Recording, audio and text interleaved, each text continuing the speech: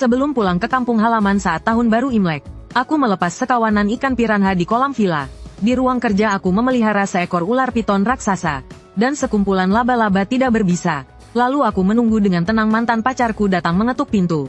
Di kehidupan sebelumnya saat aku pulang kampung untuk Imlek, dia membawa seluruh keluarganya ke vilaku untuk menumpang tinggal. Mereka bukan hanya tidur di ranjangku, tapi juga membuka anggur merah mahal milikku. Dua keponakannya bahkan merusak koleksi penuh figurin di ruang penuh buku milikku. Saat aku menuntut pertanggungjawaban darinya, mantan pacarku melakukan siaran langsung bunuh diri demi memojokkanku. Dia bilang aku memaksanya mati demi beberapa mainan. Netizen yang tak tahu kebenaran jadi sangat membenciku. Mereka merusak perusahaanku. Saat aku menyeberang jalan mereka melempariku telur busuk, membuatku tak sempat menghindar. Aku tertabrak mobil yang melaju kencang. Lalu aku terlahir kembali ke saat baru putus dengan mantan pacarku. Aku memindahkan figurin milikku semalaman, semuanya ke rumahku yang lain. Lalu di kolam halaman aku melepas sekawanan piranha. Di ruang kerja, aku juga memelihara ular besar dan laba-laba berbulu hitam, dan menempelkan papan peringatan di pintu. Bertuliskan ada hewan peliharaan ganas dilarang masuk, tapi aku tahu dia tak akan tahan untuk mencongkel kunci dan masuk. Ini villa bernilai puluhan juta, cukup baginya untuk pamer sepuasnya, menghabiskan tahun baru Imlek di rumahku. Kalau begitu biar dia mendapat Imlek yang tak terlupakan. Semua persiapan sudah selesai. Aku mengunci pintu dan jendela. Dengan sengaja di pintu masuk, aku menggantung papan peringatan merah yang mencolok. Ada hewan buas di dalam. Dilarang masuk. Masuk tanpa izin tanggung sendiri akibatnya. Aku menyalakan sistem kamera pengawas seluruh rumah, memastikan setiap sudut berada dalam kendaliku. Lalu aku menyetir pergi dari kawasan villa. Setelah mobil menempuh 10 km, aku menginap di hotel area peristirahatan tol. Aku membuka ponsel dan terhubung ke villa. Dalam layar kamera villa tampak kosong dan sunyi. Kolam di halaman berkilauan oleh cahaya. Siapa sangka di bawahnya bersembunyi niat membunuh. Malam tahun baru Imlek pukul 7. Aku sedang menikmati hidangan kelas atas. Ponselku tiba-tiba bergetar. Layar kamera menampilkan sebuah mobil van tua berhenti di depan villa. Pintu mobil terbuka. Lin Wan turun lebih dulu dengan sepatu hak tinggi. Di belakangnya orang tuanya dan dua keponakan nakal. Ibu Lin membawa banyak tas dan koper. Ayah Lin mengangkat satu peti arak putih. Dua bocah 7-8 tahun berlari ke villa dengan girang. Bu, lihat betapa megahnya villa ini. Aku bilang dia pasti sengaja minta putus. Ingin main tarik ulur. Rumah ini cepat atau lambat jadi milikku. Ini villa mewah bernilai puluhan juta. Wan Wan, kamu benar-benar beruntung. Ayah Lin berjalan ke pintu, melihat papan peringatan, lalu mengernyit. Di atasnya tertulis ada hewan buas. Apa benar memelihara sesuatu? Lin Wan tersenyum sinis. Aku pacaran dengannya selama itu. Dia bahkan tidak pernah memelihara kucing. Sepertinya hanya takut ada orang masuk diam-diam. Makanya sengaja membuat ini untuk menakut-nakuti. Sambil berkata demikian, dia mengeluarkan ponselnya, memutar sebuah nomor. Halo Pak Wang, saya yang kemarin minta Anda buka kunci. Ah benar, saya lupa lagi meninggalkan kunci di rumah. Bisa datang sebentar? Masih villa yang kemarin. Aku menatap monitor sambil tersenyum dingin. Di kehidupan sebelumnya dia memakai trik ini untuk menipu tukang kunci. Mengatakan dia lupa membawa kunci. Tapi kali ini, aku sengaja menyimpan bukti ini. 20 menit kemudian, tukang kunci tiba. Lin Wan berbohong mengatakan dirinya pemilik rumah. Tukang kunci tidak banyak bertanya. Dengan cepat ia membuka pintu utama. Wah, rumahnya besar sekali. Dua bocah nakal berteriak sambil berlari masuk. Keluarga Lin masuk berbaris. Lin Wan masih sempat menoleh dan berkata pada tukang kunci, "Terima kasih Pak, ini rumah pacarku. Kami segera akan menikah." Pintu utama tertutup di belakang mereka. Keluarga Lin berdiri di ruang tamu yang luas. Mata mereka penuh keserakahan. Aku duduk di kamar hotel, menatap layar kamera, perlahan menuangkan segelas anggur merah. Selamat datang di neraka. Pertunjukan spektakuler Lin Wan ini baru saja dimulai. Begitu masuk, Lin Wan mulai memberi perintah. Bu, letakkan barang di kamar utama. Tempat tidur itu paling nyaman. Pak, lemari minuman ada di ruang makan. Silakan pilih yang Anda suka. Dia mengatakannya seolah sudah semestinya. Seolah ini rumahnya sendiri. Aku menyaksikan semua ini lewat kamera. Ibu Lin langsung masuk ke kamar utama, melempar koper keranjang kulitku yang besar. Ayah Lin membuka lemari minuman, mengambil sebotol Lafite tahun 82 dan mengamatinya. Anak ini ternyata berani mengeluarkan uang. Ayah, botol itu lebih dari 20.000. Tangan Ayah Lin gemetar hampir menjatuhkannya. Ia meletakkannya kembali dengan hati-hati, lalu mengambil botol yang lebih murah. Kalau begitu kita minum yang ini. Dua anak nakal sudah berlarian di ruang tamu. Salah satu langsung masih bersepatu melompat ke atas. Sofa kulit Italia bernilai lebih dari 100.000. Ibu Lin mengeluarkan biji bunga matahari dan kacang dari tas. Seluruh keluarga duduk di sofa dan mulai mengunyah. Kulit bijinya diludahkan kemana-mana. Tanganku yang memegang gelas sedikit mengencang, mengingatkan diri agar tetap tenang.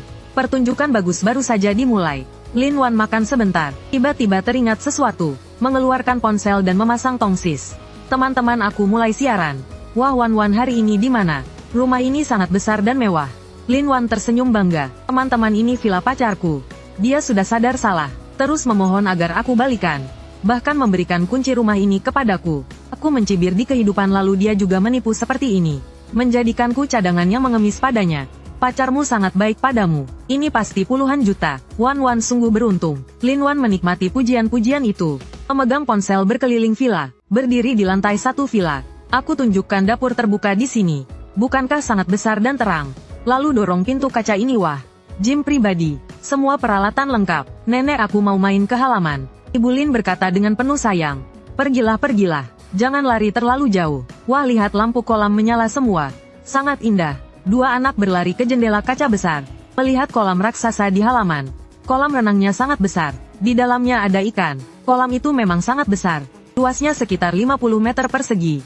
Airnya jernih sampai dasar. Permukaan air berkilau di bawah matahari. Beberapa bayangan hitam terlihat samar di air.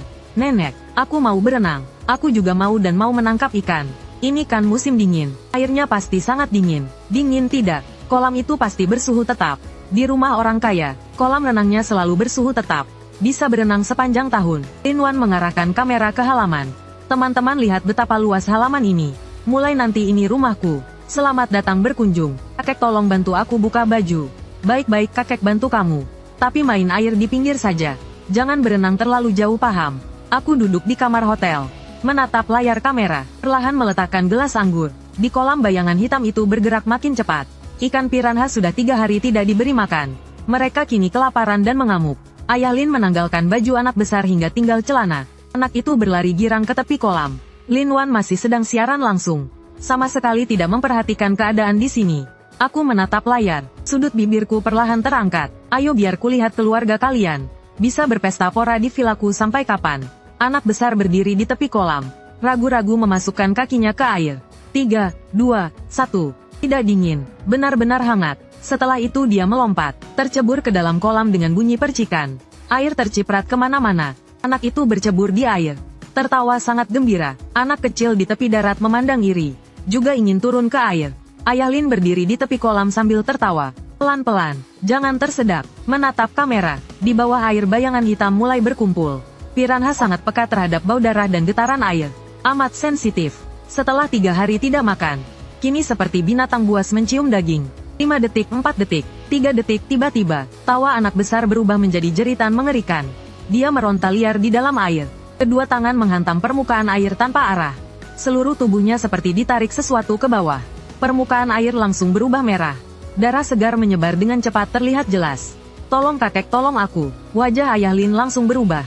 Tanpa berpikir dia melompat ke dalam air. Mencengkeram lengan cucunya dan menarik sekuat tenaga. Namun kawanan piranha di bawah air sudah mengamuk. Mereka menggigit betis anak itu. Satu gigitan demi satu. Sama sekali tidak mau melepas. Lepaskan semuanya. Ayah Lin berteriak sambil terus menarik. Lengannya juga digigit berkali-kali. Ibu Lin mendengar keributan. Berlari keluar melihat kolam penuh darah. Langsung menjerit histeris. Cucuku. Lin Wan masih mengangkat ponsel sambil siaran. Kamera pun beralih. Penonton siaran langsung melihat adegan berdarah ini. Ya ampun, itu apa? Ada sesuatu di air yang menggigit orang. Cepat lapor polisi. Kolom komentar meledak. Ponsel Lin Wan hampir terjatuh. Dia berlari ke tepi kolam. Melihat air berwarna merah yang bergolak.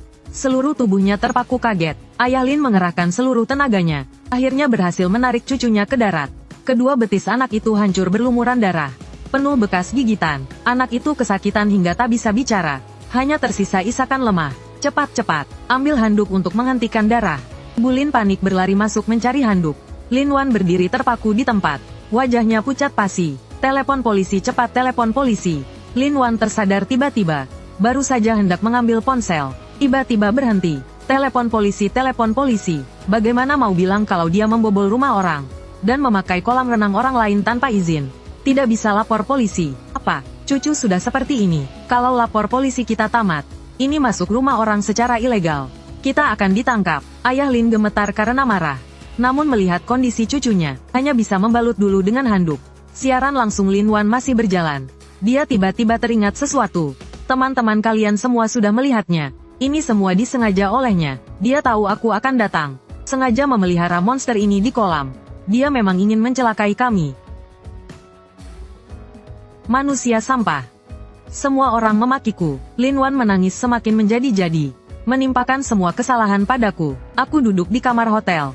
Dengan tenang menyalakan komputer, masuk ke akun media sosialku. Aku sudah lama menyiapkan semua materi. Foto resolusi tinggi 3 papan peringatan mencolok di gerbang villa.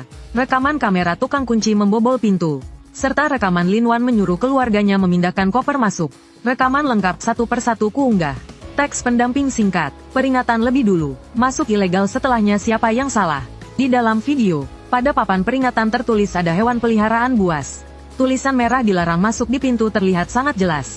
Peringatan itu tertempel tepat di pintu masuk. Percakapan Lin Wan menipu tukang kunci juga terekam dengan sangat jelas. Bukankah wanita ini sebelumnya bilang sesuatu yang lain? Kolom komentar langsung meledak. Ternyata dia sendiri yang membobol masuk. Bukankah sudah diperingatkan sebelumnya, tapi tetap nekat menerobos? Salah siapa sebenarnya? Bukankah dia bilang pacarnya memberi kunci? Arah opini publik mulai berbalik. Ku mematikan komputer, mengangkat gelas anggur, menatap layar kamera. Keluarga itu yang panik dan kacau. Ini baru hari pertama, selanjutnya akan jauh lebih menarik. Lin Wan, di kehidupan sebelumnya kau membuatku mati dengan sangat tragis. Di kehidupan ini, aku akan membuatmu perlahan-lahan merasakan pahitnya keputusasaan.